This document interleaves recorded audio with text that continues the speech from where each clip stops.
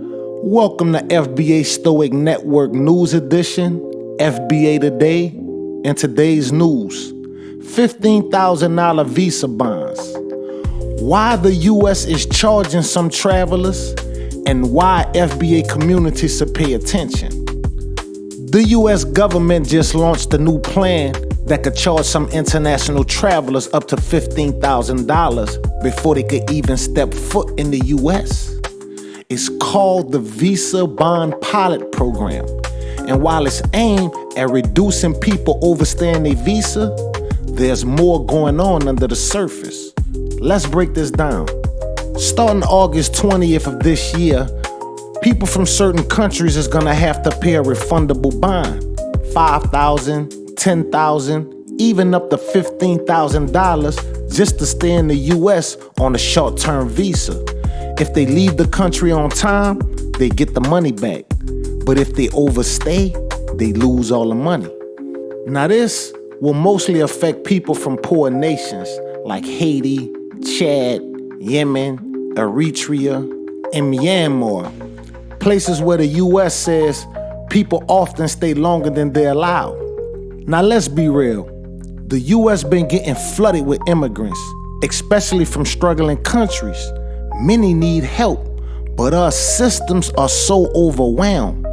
People are showing up without money, housing, or support. So the government is trying to slow that down by putting a price tag on it. If you want to come to the United States, you gotta prove you serious and that you have money to leave when your visa is up. But here's the issue. While this plan might slow down overstay rates, it also reminds us of a long history of border control policies that were based on race and class. In the past, the U.S. often blocked people who were poor, black, or simply came from the wrong country. At the same time, foundational black Americans who built this country are being told to wait for resources while millions are being spent on helping others. Our neighborhoods are still fighting poverty, crime, underfunded schools, and lack of health care. What needs to be understood is this isn't about the bond money itself. It's about priorities. Look how fast the government moves to control immigration, but drags its feet when it comes to repairing the damage done to black Americans. We're not saying don't protect the borders. Every country has the right to manage who comes in and who comes out. But what we are saying is this. Don't forget about the people who are already here, especially the black Americans whose unpaid labor built this country. If the government can afford to enforce new immigration laws, then they can afford to repair the damage done to the people who've been here the longest. Now let's be clear. This bond money isn't going to schools or helping poor communities. It's not a profit program. If the traveler leaves on time, the government gives the money back. But here's the real issue. Look at what the government is willing to focus on. They created a new system, hired people, set policies, and moved quickly to enforce this visa bond rule. Meanwhile, foundational black Americans, the people who helped build this country, are still waiting for real investment. Our communities are dealing with poverty, violence, underfunded schools, no generational wealth, and no repair. So this isn't about bond money itself, it's about priorities.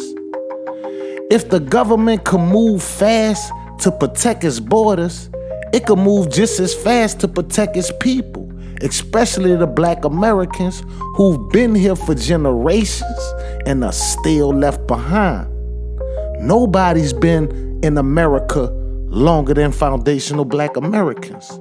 Nobody's more American than foundational black Americans.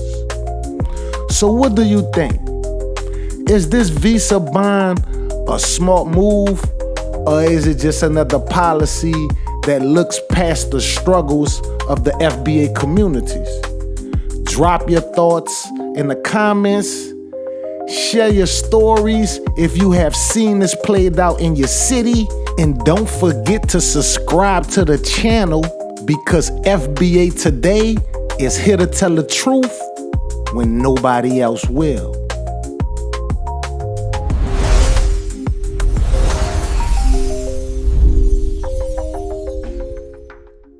They buried our names, rewrote our legacy, but through the ashes, the blood still speaks. From Moorish courts to Louisiana sugar fields, this is the true story they tried to erase. Nobility, reclassified, royalty enslaved. Yet the fire never died. It lives in the bloodline. This is more than history. It's restoration, it's reclamation, it's truth. Bloodlines of Fire, available now on Amazon KDP.